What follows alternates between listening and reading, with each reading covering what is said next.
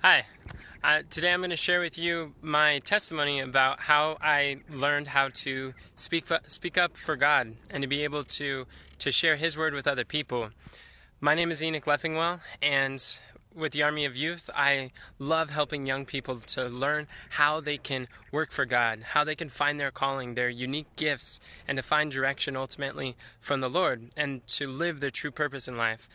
So today I flew into I flew into Palm Springs, California.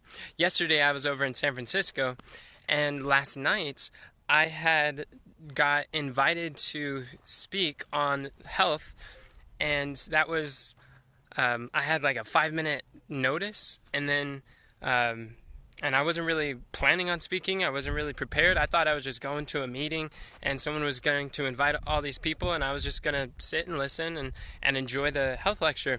But when I got there, because the person knows that I'm a speaker, they're like, "Hey, would you like to do the meeting today?" And I was like, sure. And didn't know what I was going to talk about, but then the opportunity arose and I decided I'll just go for it. And as I was reflecting on that, the meeting went extremely well. The people were really receptive. You could see the impact that was having on the visitors. And it is so rewarding to see people who are coming closer to Christ, who are understanding God's plan and purpose for their health. And they were learning so much in a short amount of time in that packed presentation. The Lord really blessed. And as I was reflecting, I was beginning to realize, it wasn't always like that.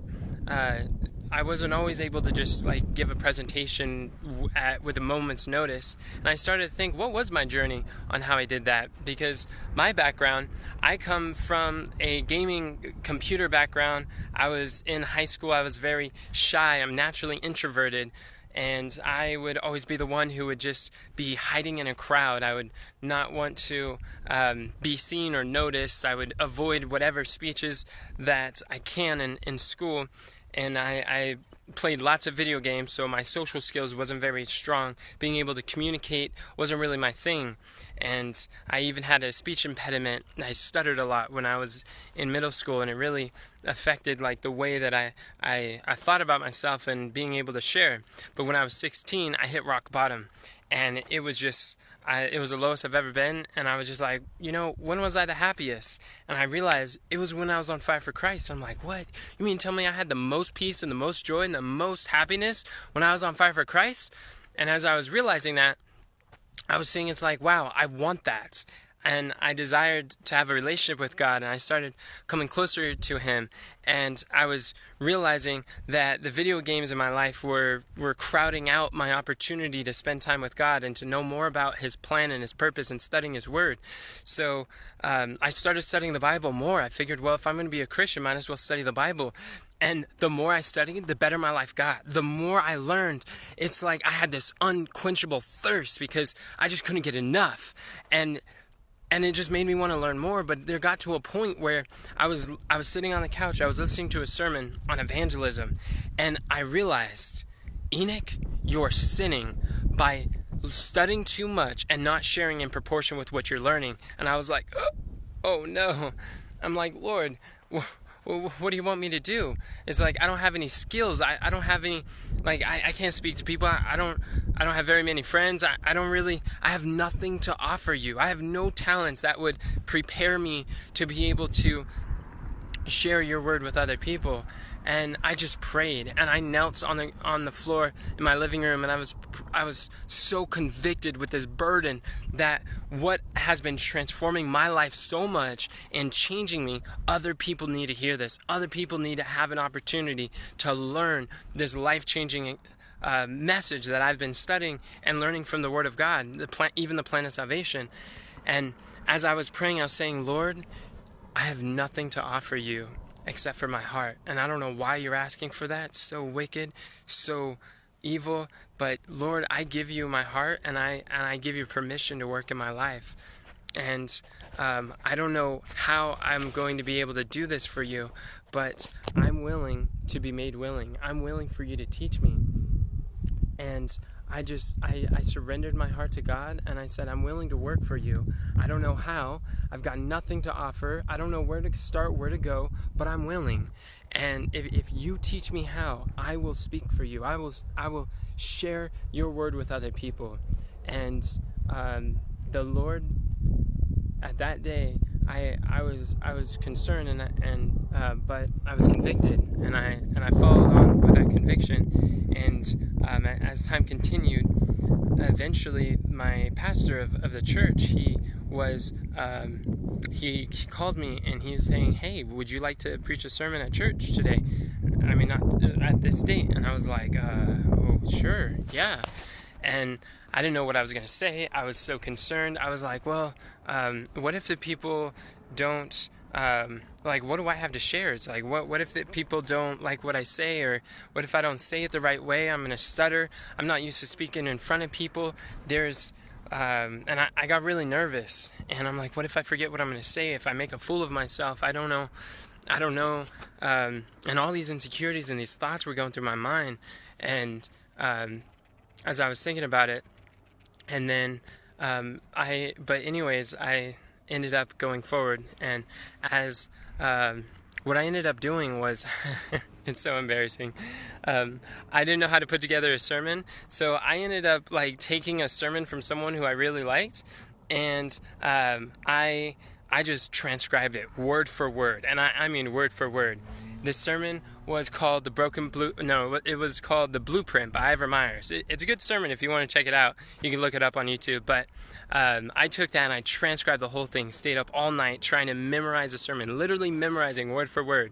And I took the screenshots of the video to get the whole slide. So I made my own slide from that sermon, and I literally just ripped it off.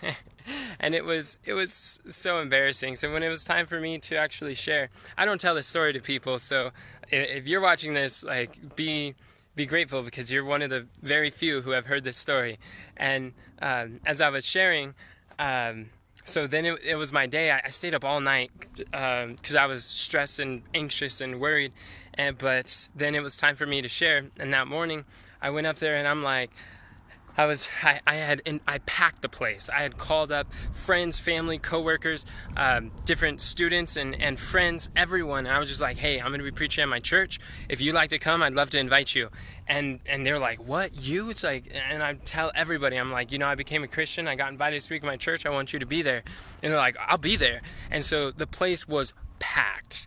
And really, the first few times whenever I would speak at the church, the head elder, he would mention, he's like, every time that you speak here, the place is full. We should have you speak here more often. And I was just like, oh man. But as I was there, I told my friends, I told my friend, my best friend Josh, and his cousin Theo, I was like, all right, so every time that I say the specific key word, I want you to say amen. Got it? And he's like, okay, yeah. And so I get up there and I'm like, okay, so what I'm going to do, because this is what the preacher did, I'm going to juice the Bible. I'm going to condense all of Genesis, Revelation into a sermon.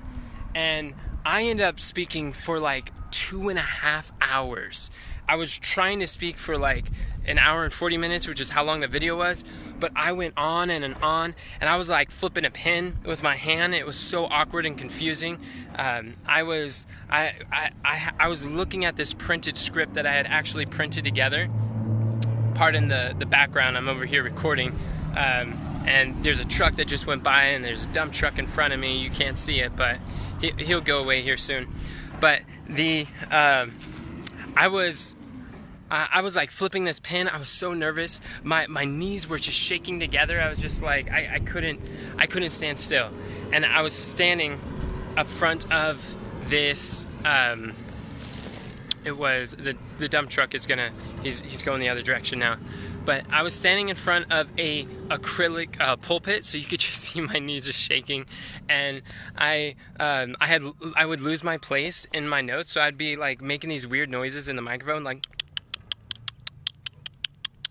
as I'm like trying to find my place, and it would just echo and like reverb off of the speakers, because I was just totally unaware. I'm like actually doing this weird stuff with my mouth into the speaker, and I went for so long. It was hot. The ventilation wasn't that good. My friend was over there in the back, and he was just like falling asleep, and and then you hear the key word, and he'd be like, "Hey, man!" And he's just like, "Oh," and, and I just like, "Okay, thank you." And then he'd like go back to sleep. And I could tell that people were getting weary, but I didn't know how to stop. I didn't know how to like stop the message, and I knew I ran out of time, but I'm like, I got more notes to go through, and I don't know how to stop this or what to do. And so I just kept going. It was so embarrassing, I'm telling you. I'm not a naturally gifted speaker. That is not something that was like, some people just get up there and they're like, they're like gifted and they're natural, and you see them speaking the word of God with such clarity and simplicity, and you're like, wow. And even today, there's people that I see who go up and they share for the first time, and they tell me, oh, Enoch, I'm not a public speaker. I'm not a speaker. That's not my thing. And then, like my students, then I'll give them an opportunity to be able to share what they've been studying, and they go in front of the church, or they go in front of the class, and then you see they're like, wow, that was so concise, well put together, and everything floats so well. I'm like, yeah. And you say you're not a public speaker. You say that you're not a natural. You should have saw me. It's like, if you guys were there. I mean, I have some recordings, but that's kind of like top secret, unlocked. I don't show that to anyone, but maybe it's time that I open the vault. I don't know. Let me know in the comments below if you think I should share some clips of that video for my first sermon. That'd be really embarrassing. But hey, if you think it's a good idea, then I might just do it. Just let me know in the comments. So anyways, I'm over there, and finally the sermon ends, and the people were blessed, but it was really long. And then I'm just struggling. I'm like, man, maybe this isn't for me. Like, I'm not getting this thing. That went way too long. And if I would have just stopped right there at that moment, then I wouldn't have been able to develop and to be able to continue to learn how to speak to others and how to share. But I'm telling you, at first glance, it looked like it was a complete failure, and it was so embarrassing.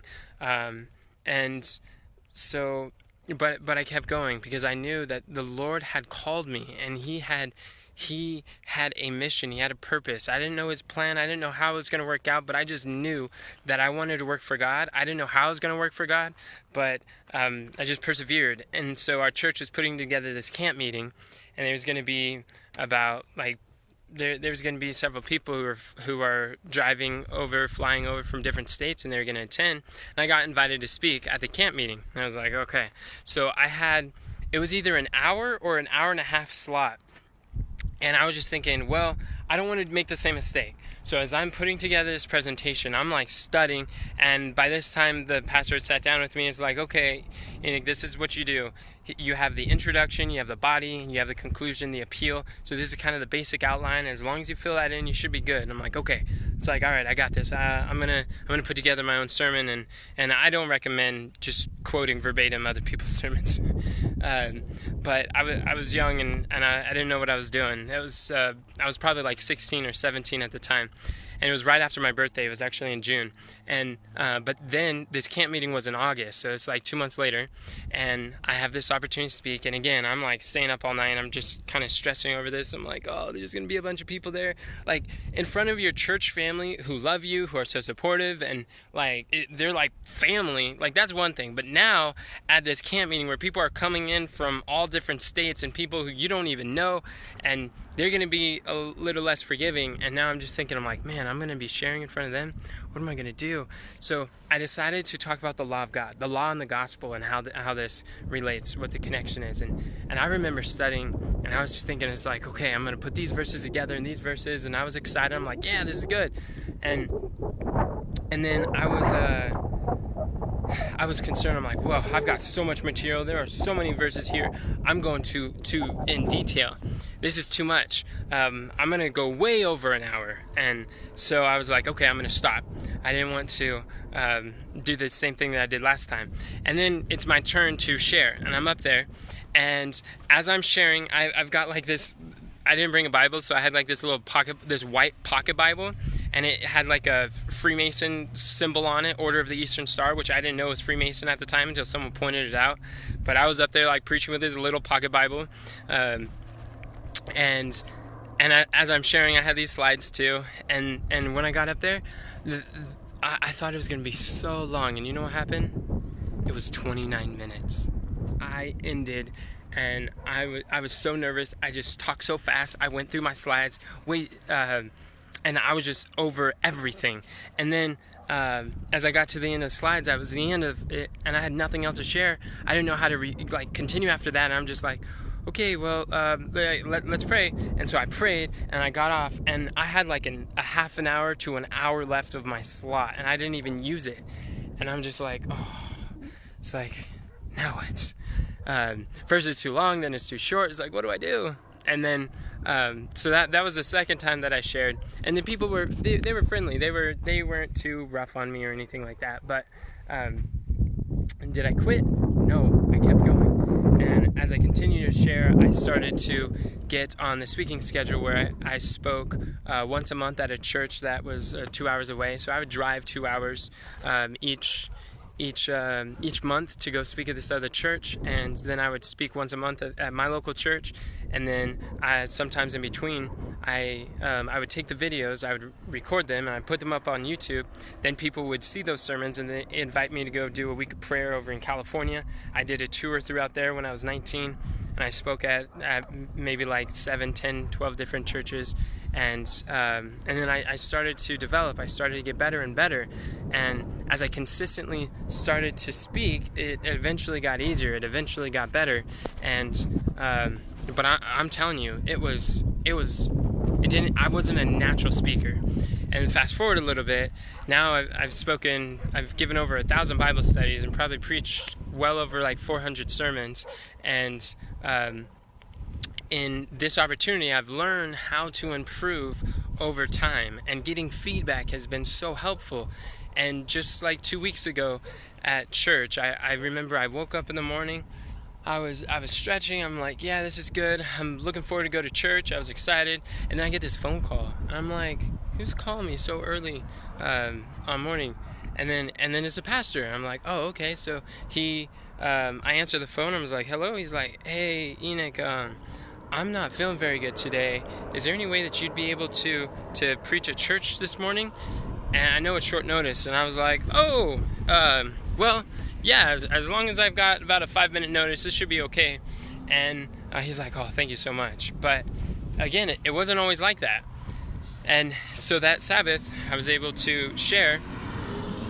And I had about a 5-minute notice. And no, I had a little bit longer. Sorry, I was seeing the dump truck. He was going past my vehicle. I just wanted to make sure he didn't hit it.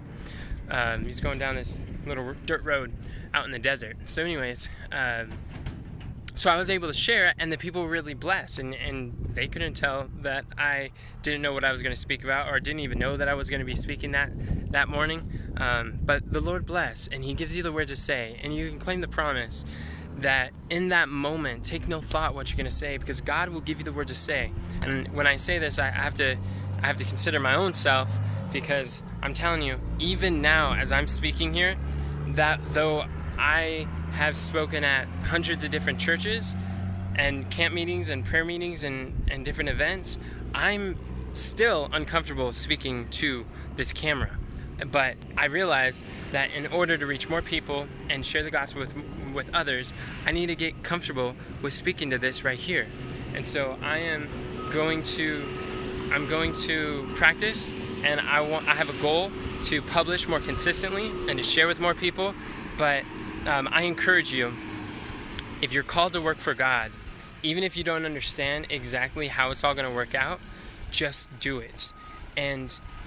And pray to God and give yourselves wholeheartedly to Him and say, Lord, I recognize I don't know what I'm going to do. Be honest with God and just tell Him, I'm willing to be made willing. I'm willing to be taught.